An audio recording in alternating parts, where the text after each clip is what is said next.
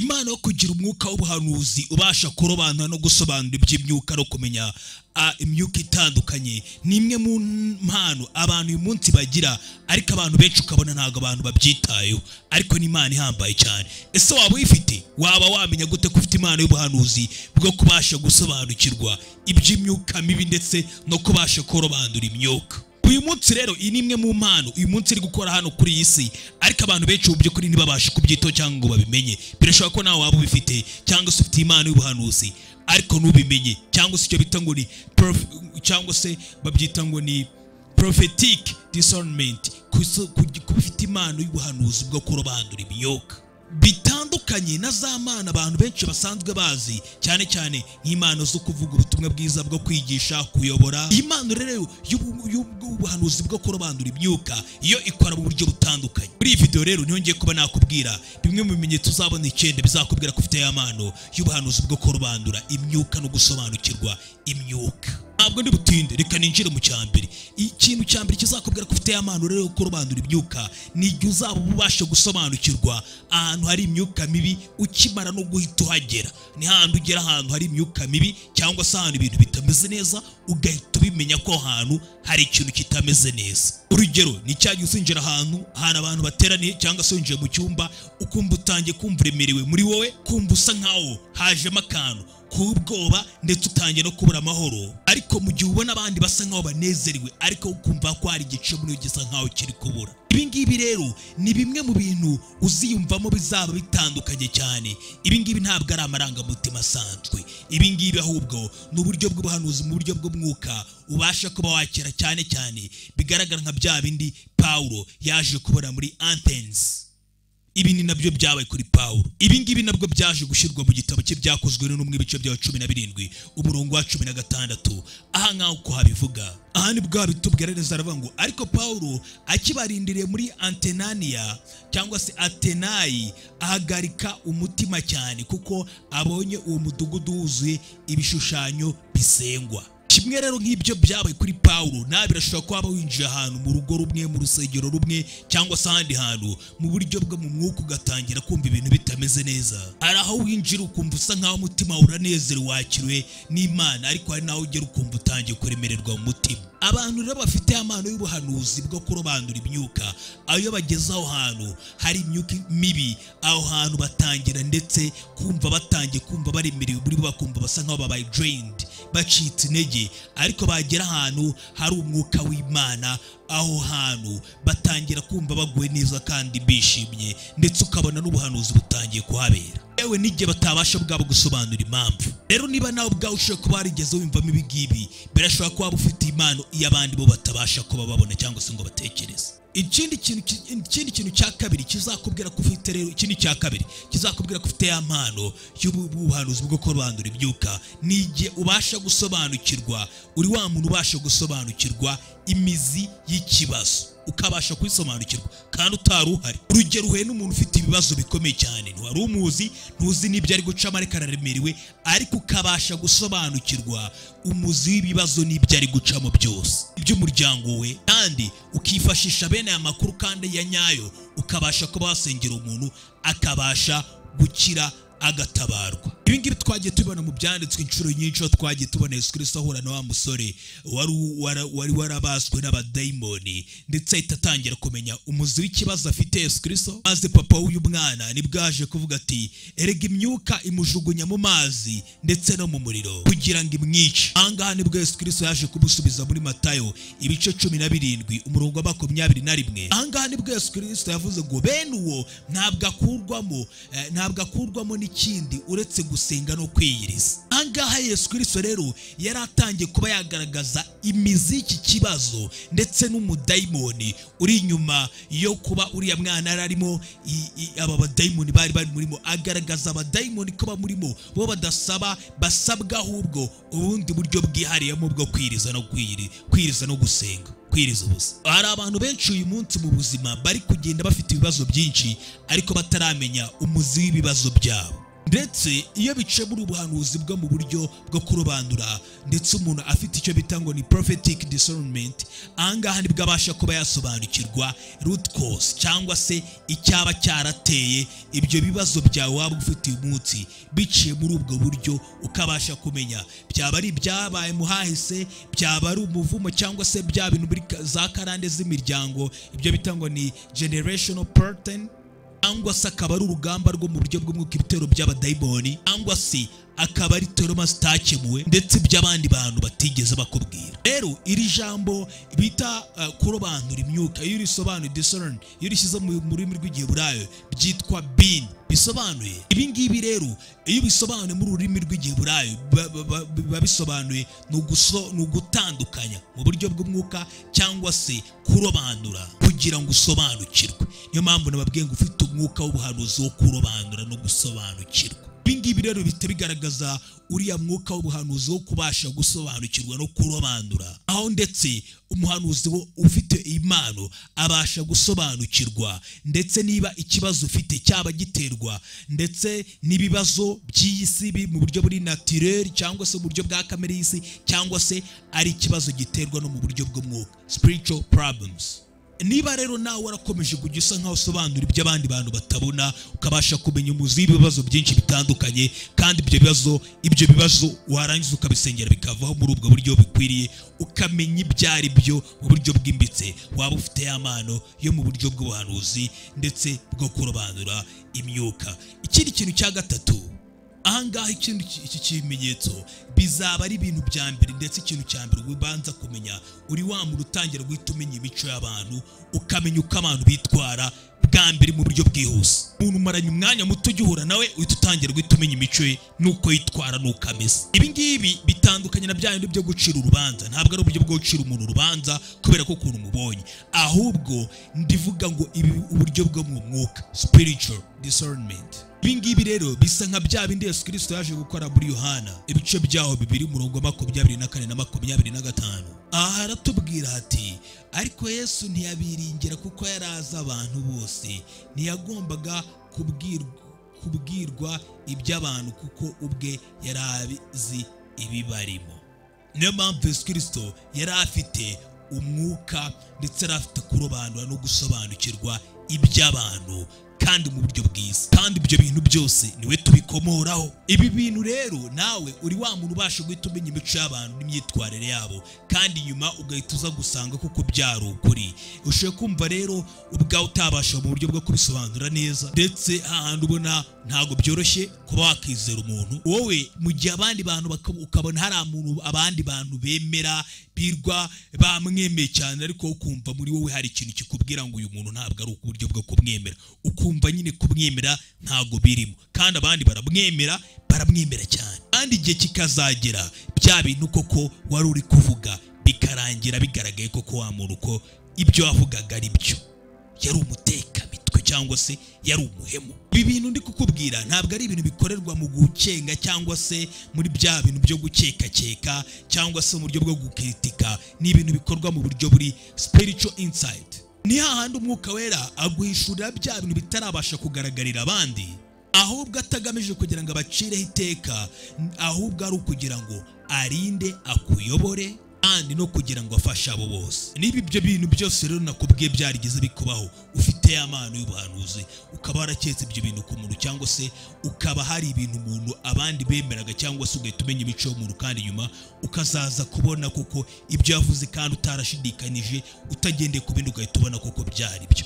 Ufite impano y'ubuhanuzi bwo kurobanura no gusobanukirwa abantu. Ikindi kintu cya kane kizabikubwira ko ari byo, uri wa muntu urota inzozi bikarangira zibaye impamo.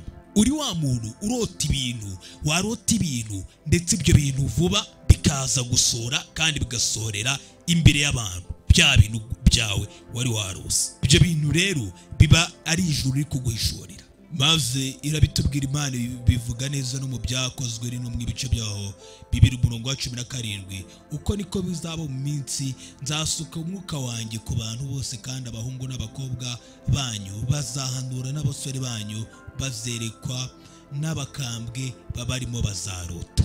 ibi rero bihita bikwereka ko Imana igikoresheje impano z'umwuka arizo z'inzozi ndetse n'impano z'inzozi zo kugira ngo zibashe kuba ari uburyo Imana ikoresha kugira ngo ivugane n'abantu bayo. Abantu rero bafite impano uzasanga bakunda kugira izi nzozi mu gihe bakangutse ntibanazibagirwe. Inzozi ni inzozi zirimo ibimenyetso, zirimo ubutumwa ndetse zirimo kuburira ndetse n'amayerekwa ndetse n'amahishurirwa, iminsi, ibyumweru ndetse na nyuma y'iminsi y'imyaka myinshi nyuma y'icyo gihe bagatangira kumenya ko bya bintu burya bari bareretswe byatangiye kugaragara mu buzima bwa nyabwo. Uzasanga rero izi nzozi ziba zirimo n'ibimenyetso bisabwa gusobanurwa. Aba bantu rero ushobora kuzasanga wenda umuntu, urugero urusa umuntu mu nzozi ari koga mu mazi, ndetse nyuma ukazatangira kumenya ko ibyo bisobanuye ko abo bantu bari gushaka kwisobanukirwa umwanya barimo mu buzima. Ugatangira kubona ndetse uri kubona wenda abantu bari kubaka fondasiyo mbere y'uko n'umuntu abasha kukubwira ko hari poroje nshyashya ihari. Rero mu gihe akomeje kubona ibi bintu uri kurota ukabona bibaye impamo, bizaba bikubwiye ko mu gihe usinziriye Imana ivugana nawe kandi ufite amano y'Imana yaguhaye ya bwa buhanuzi. Abantu rero bafite impano, ikindi kimenyetso cya gatanu kizakubwira ko ufite impano y'ubuhanuzi, uri wa muntu uzihutira kwingingira abandi utazi n'impamvu. Rero iki kimenyetso kizakubwira ngo hari abantu runaka uzagenda ujya ufata uvuga ati uyu muntu ugomba kumusengera nta n'indi mpamvu, ukumva ugomba kujya gusengera uwo muntu, maze nyuma ukazaza kuvumbura ko burya ba bantu bari mu bihe bitoroshye, bari baremerewe kandi wowe warabasengeye utabizi. Niyo mpamvu mu Baroma ibice byaho 8:26 haratubwira ati uko niko umwuka dufasha mu ntege nke zacu, kuko tutazi uko dukwiriye gusenga, ariko umwuka ubwe niwe udusabira animinihiga itavuga kandi irondora imitima izi iby'umwuka atekereza, kuko umwuka asabira abera nk'uko Imana ishaka. Nyamara twebwe ubwo twiringira ibyo tutabonye tubitegereza twihangana. Rero umwuka wera ujya ufasha w'abahanuzi ba bantu bari gusenga, nta muntu uri gusenga, ikaba yakubwira uko ukwiriye gusenga n'uko ugiye gusengera umuntu, yewe ba bantu bafite uwo mwuka w'ubuhanuzi, ndetse igatangira kubabwira ko bakwiye gusenga. Aho ni hahandi umwuka wera uza ukakungura muri wo, ukakubwira uko ugiye gusengera umuntu utazi n'impamvu, kubera ko umwuka wera niwo utubwiriza kandi niwe ujya wumva ko utuyobora. Ndetse usanga uri wa muntu ushobora kuba wahangayika cyane, ugatekereza abo bantu, ushobora gukanguka ufite izina ry'abo bantu mu bitekerezo byawe, ukumva umunsi wose ntabwo utuje kugeza igihe watangiye kubingingira Imana, ukaba aribwo bishira. Kandi nyuma ukaza kuvumbura ko koko ba bantu wumvaga ko ugomba gusengera koko bari bafite n'ikibazo, ndetse cyagiye neza n'ubundi wumvaga udatuje, uri kubwirizwa ko ugomba kubasengera kandi utari ubizi. Ibi ngibi rero ntabwo ari accident cyangwa se ngo ibintu byahuriranye, ahubwo ni uburyo bwa buhanuzi bwawe buba buri gukorana systeme iyo kugira ngo usengera abantu, niko byikora. Rero ijambo kwinginga cyangwa se kwingingira umuntu mu isengesho, iyo ubishyize mu zindi ndimi bivuga gutya. Iyo bishyize mu rurimi rw'Ikigiriki byitwa ngo ni hyperentic channel, bisobanuye ngo ni uguhura cyangwa se kwingingira cyangwa se gusabira undi muntu. Rero iyo ufite iyo mpano, umwanya wawe aba ari ugusabira n'abandi no kubasengera. Burya biba byiza nk'uko abakristo mwese mugomba kuba mwasabira abera bose nk'uko ijambo ry'Imana ribidusaba, cyane cyane niyo urebye koko mu Befeso ibice byaho 18 kumanura, ibice byo 6:18.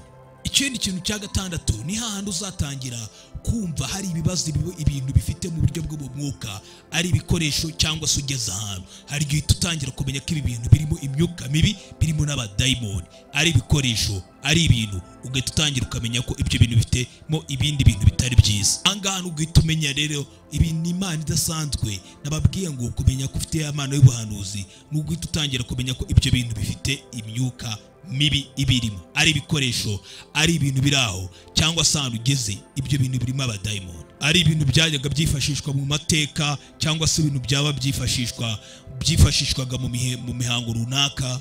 Mu Bami ba kabiri ibice byaho 2 umurongo wa 19 kugera kuri 22 haratubwira hati Bukeye abanyamudugudu baho babwira Elisa bati, dore uyu mudugudu uburyo uri heza nk'uko ubireba databuja, ariko amazi yaho ni mabi kandi muri iki gihugu imyaka irarumba.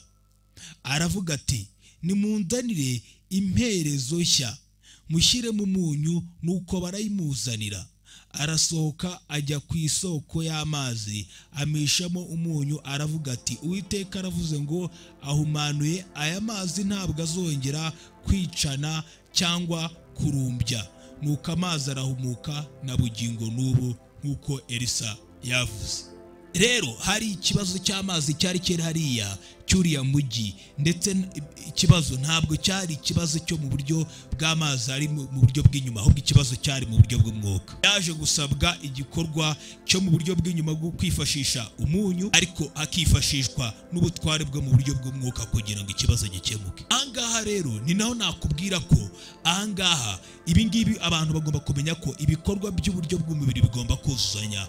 Ahangaha ni naho wa muhanuzi ubasha kurobanura ndetse no gusobanukirwa iby'umwuka. Ahangaha we abasha kuba yasobanukirwa ko ikibazo gihari, ko ari ikibazo kitari buze kuba cyakemurwa n'ibintu biri mu buryo bugaragara, ahubwo hakeneye no mu buryo bw'umwuka. Uri wa muntu ushobora kuba yakinjira ahantu hakorewe amateka runaka, ariko ugatangira kumva mu matwi yawe uri kumvamo amajwi y'ibintu byahabereye imbere yaho gatoya, ugatangira kumva ntumeze neza bitewe n'ibikorwa cyangwa se n'ibintu biri bikoreshwaho cyangwa se n'ibindi bintu biri aho, kandi ukabona nawe ubwawe utabizi, cyangwa se ukaba wasura umuntu ugasangaho ibintu bwawe ukumva bikubujije amahoro. Ibyo rero bishobora kuba bihuriyeho ndetse n'urugamba uwo muntu ari guhangana narwo rwo mu buryo bw'umwuka. Ngibi ndahita nkubwira ko ntabwo ari ibintu abantu bakunda gusobanukirwa, ariko ni ibintu biri mu buryo bw'umwuka. Rero bene aba bahanuzi nk'aba ngaba baba ari abahanga ndetse bazi kwirukana imyuka mibi ndetse no gukiza abantu uburwayi mu izina ry'Umwami Yesu. Rero ahangaha niho babasha gusobanukirwa uburyo bw'ibikoresho byo mu buryo bw'umwuka n'uburyo bw'ibikoresho baza kwifashisha mu buryo bw'umubiri n'uburyo bakwiye kubirobanura ibyo bintu bakajya babasha kubisobanukirwa byombi. Ikindi kimenyetso cya karindwi rero ni igihe noneho utangira kwiyumvamo mu buryo bw'umubiri, ugatangira kwiyumvamo ikindi kintu mu mubiri wawe bisanzwe mu buryo buri fizike, ugatangira kwiyumvamo ibindi bimenyetso ndetse bikubwira gutya. Bishoboye kwiyumvamo ubwa mu buryo bw'umubiri ndetse ugatangira kwiyumvamo ari ahantu ugeze cyangwa se ari abantu bari iruhande rwawe, ugatangira kuba hari ukwiyumvugira. Ibi ngibi na Danieli yaje guhura nabyo nk'uko byaje kugaragara muri Bibiliya, uko bigaragara muri Danieli ibice 10:8. Nuko nsigara aho njyenyine mbona ibyo byerekanywe bikomeye, sinasigarana intege kuko ubwiza bwanjye bwampindukiyemo ububore ndatenebuka. Ariko numva ijwi ry'amagambo ye nkiryumva, ngo nubamye ndarabirana nk'usinziriye. Nk'uko wumvisha hano rero, n'abantu bafite uriya mwuka w'ubuhanuzi bajya bagira ibimenyetso nk'ibyo bimwe mu byabaye kuri Danieli, bikagenda bigaragara ku mubiri wabo mu gihe bahuye n'ibyo byose. Ibi rero ibimenyetso bikubayeho, ndetse ibi ngibi ntabwo ari ibintu biba kubera ko umuntu afite ikibazo cyo mu mutwe, ibi ni ibintu biba bitewe no mu buryo bw'umwuka. Ibi ngibi ni igihe mu buryo bw'umwuka bakoresha umubiri wawe kugira ngo baguhe ubutumwa runaka, kugira ngo ndetse ugire ubutumwa nawe utanga. Rero umunsi uzisanga nawe ufite bimwe muri ibimenyetso byose nkubwiye hano, uri umwe mu bantu bashobora kuba bafite uyu mwuka wo kuba ufite ubuhanuzi ndetse bwo kubasha kurobanura imyuka. Ibi rero mbikubwiriye kugira ngo uramuka wisanze ibi ngibi, ntabwo ari cyo gihe cyo kugira ngo wibone, ahubwo nicyo gihe kugira ngo uyoboke Uwiteka. Ibi ngibi ntabwo izimana wazihawe kugira ngo abantu bakwemere usa nkaho ugenda wemeza abantu, ahubwo ni ukugira ngo ukorere kandi ukorera Umwami wacu Yesu Kristo. Dore uburyo bwiza bwo gukoresha impano neza. Na mbere banza ubiha agaciro ubimenye. Rero ntuzigere usa nkaho utangira gusa nkaho ibi bintu utangira gusa nkaho byita ngo ni ibintu bihuriranye cyangwa se ngo ni intekerezo. Shimira Imana kubw'impano iguhaye kandi uyisabe kugira ngo irusheho kuyikuza. Icya kabiri ugomba gukora ni ukwigerageza. Muri ibyo Yohana wa mbere John Yohana wa mbere igice n'umurongo wa mbere. Ahangaha tubwirizwa ko tugomba kugerageza imyuka yose kugira ngo turebe ko ituruka ku Uwiteka. Ntabwo ari bya bindi byose wiyumvamo cyangwa se ibyo wabona byose bituruka ku Mana cyangwa se ari Imana ariko bigo. Tangira utandukanye ibitekerezo byawe ndetse n'igihe ari ijuru riri kukuvugisha. Ibyo bintu byose uzabikora ari uko usoma ibyanditswe ndetse usaba n'Imana ibimenyetso. Kandi ikindi kintu cya gatatu rero, nyuma y'uko ibyo byose bikoze, koresha izo mpano wahawe ukorera abandi.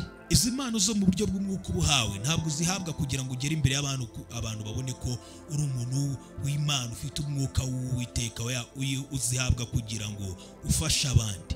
Rero koresha izi mpano wicishe bugufi, uvuga ukuri kandi ufite urukundo. Buri munsi uhora ushaka kwiyubaka kuruta uko ucira abandi imanza. Yagira ngo ngwibutse kino kintu, kuba ufite izi mpano zo mwuka ukaba ufite n'impano yo kuba ufite ubuhanuzi gutya ntabwo bikugira umuntu uruta abandi, ahubwo biguha inshingano. It makes you responsible.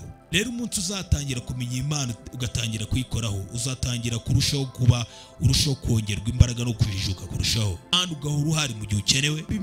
Bimwe mu byo utigeze umenya birashobora ko byaba ari impano y'Imana yabaragwaye gukora mu buzima bwawe. Ntuyipfushe ubusa rero. Uburyo wahawe bwo kuba wareba ibirenze iby'abantu twebwe tubona ukabona ibirenzeho, kinjira mu isi y'umwuka ukabasha kubonamo kandi ukabona ubuhanuzi bukwiriye ugomba gutanga. Ibyo rero bituma urushaho gufasha abantu kuyoborwa mu kuburindwa ndetse no kuko bizana n'umudendezo wowe ndetse no ku bandi. Ubushime ko bakomeje kubana natwe kandi bukunda video zacu, kora like na subscribe. Imana irabakunda, nawe Imana ikomeze kukwagura umugisha.